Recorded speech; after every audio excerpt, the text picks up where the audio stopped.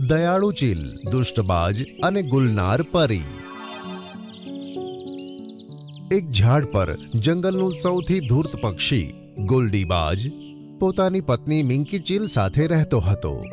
મિંકી ચીલ હંમેશા જાનવરો અને પક્ષીઓની મદદ કરવા માટે તૈયાર રહેતી અને આ વાત ગુલડીબાજને જરા પણ નહોતી ગમતી.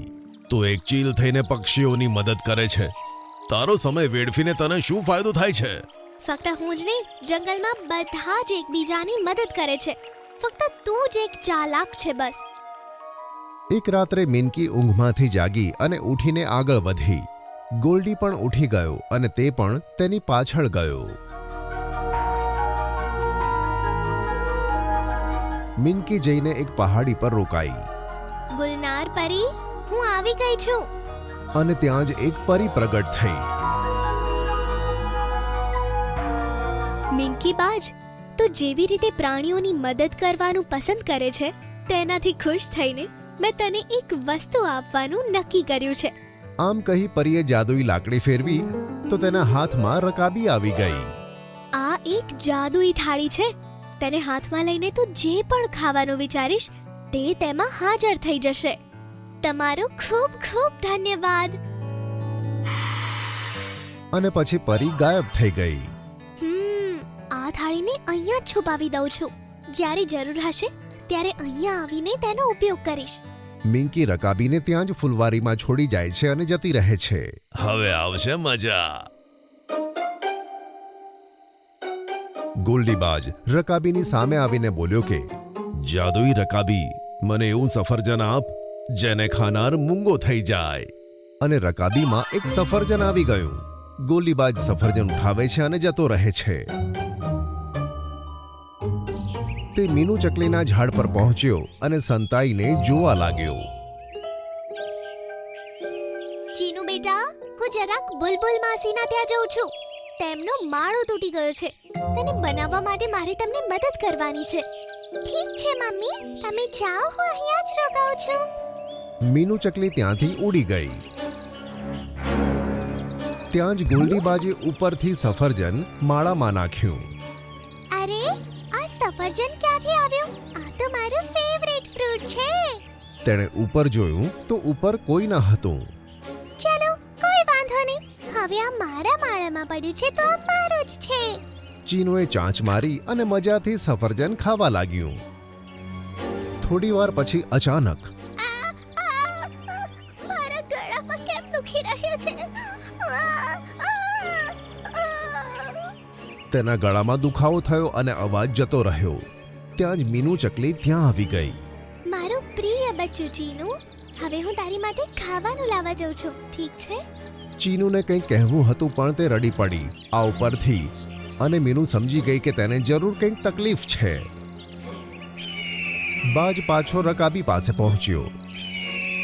મને એક માંસનો ટુકડો આપ કે જેને જે ખાય તે આંધળો થઈ જાય. આટલું કહેતા જ માંસનો ટુકડો રકાબીમાં આવી ગયો અને ગોલ્ડી તેને લઈને ઉડી ગયો. તેણે જોયું કે શિયાળનું બચ્ચું ગુફામાં એકલું છે, તેથી તેને તે માંસનો ટુકડો તેની બાજુ કર્યો. અરે વાહ, માંસનો ટુકડો! મને તો બહુ જ ભૂખ લાગી હતી.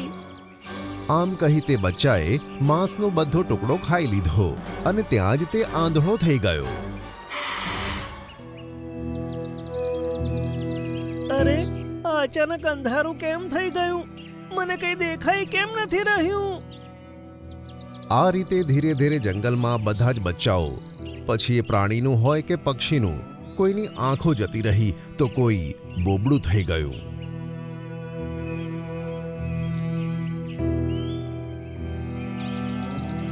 જંગલના બધા પ્રાણીઓ હેરાન થઈ ગયા અને બધાએ એક સભા બોલાવી. આ ઘણો ચિંતાનો વિષય છે કે આપણા બાળકો તકલીફમાં છે અને આપણે કશું નથી કરી શકતા. બાળકો માટે જવાબદાર માત્ર તમે છો. એકબીજાને મદદ કરવાના ચક્કરમાં પોતાના બાળકો પર ધ્યાન જ નથી આપ્યું. જો તેમની પર ધ્યાન આપ્યું હોત તો આ દિવસો ના આવ્યા હોત. હા, ગોલ્ડી સાચું કહે છે. જ્યારે મારા બચ્ચા ચીનુ સાથે આવું થયું ત્યારે હું પણ બુલબુલની મદદ કરવા ગઈ હતી. અને જ્યારે મારા બચ્ચાનો અવાજ ગયો ત્યારે હું ભાલુની ગુફામાં સફાઈ કરવા માટે તેની મદદ કરવા ગઈ હતી. આજથી કોઈ કોઈની મદદ નહીં કરે. બધા પોતપોતાના પરિવારનું ધ્યાન રાખશે. બધાને એકબીજા સાથે લડતા જોઈ ગોલ્ડી તો ખુશ થતો હતો, પણ મિન્કી ચીલ ખૂબ ઉદાસ હતી. તે ઉડીને બગીચામાં ગઈ તો તેણે રકાબીને ત્યાં ન જોઈ.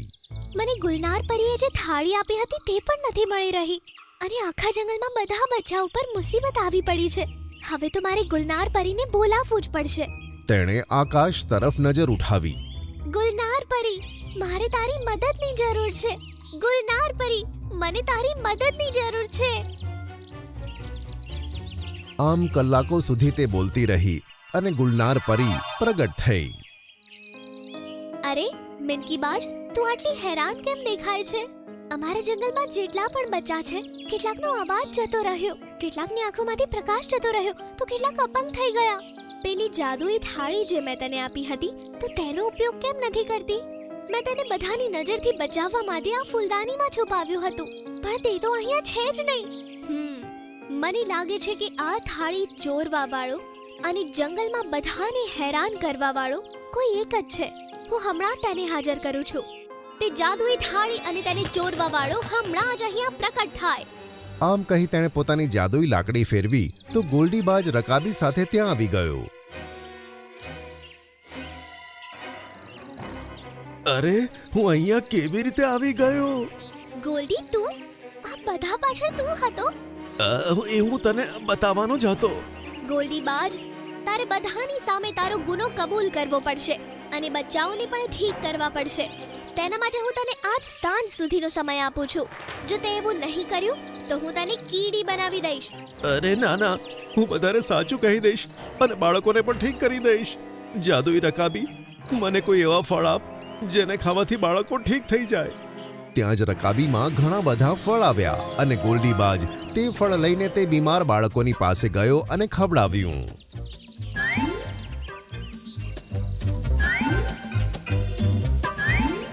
બધા બચ્ચાએ તે ફળ ખાધા. મમ્મી, મારો અવાજ પાછો આવી ગયો. માં, હવે મને બધું દેખાઈ રહ્યું છે. બધા બાળકો એકદમ સ્વસ્થ થઈ ગયા.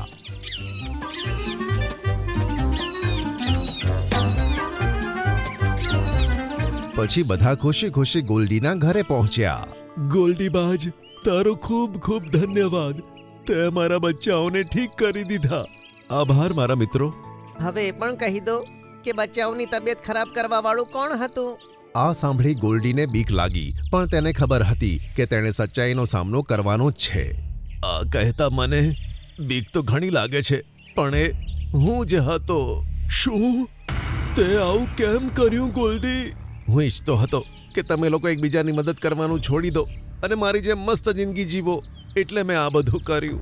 આ સાંભળી બધા જાનવરોના ચહેરા પર વધારે ગુસ્સો આવી ગયો. ગોલ્ડી ભાઈ, તમે અમારા વિશે કેટલું વિચારો છો? કેટલું બધું કર્યું છે તમે અમારા માટે. તેના માટે તો તમને ઇનામ મળવું જ જોઈએ. અરે ના ના ના ના, નો થેન્ક્સ. બધા ગોલ્ડી પર તૂટી પડ્યા અને ગોલ્ડીની ચીઝ આખા જંગલમાં ગુંજી ઉઠી. છોડી દો, અરે મારી નાખ્યો રે. નજીકમાં ઊભેલી પરી અને મિન્કી ચીલ ગોલ્ડીની ચીઝ સાંભળીને ખડખડાટ હસવા લાગી.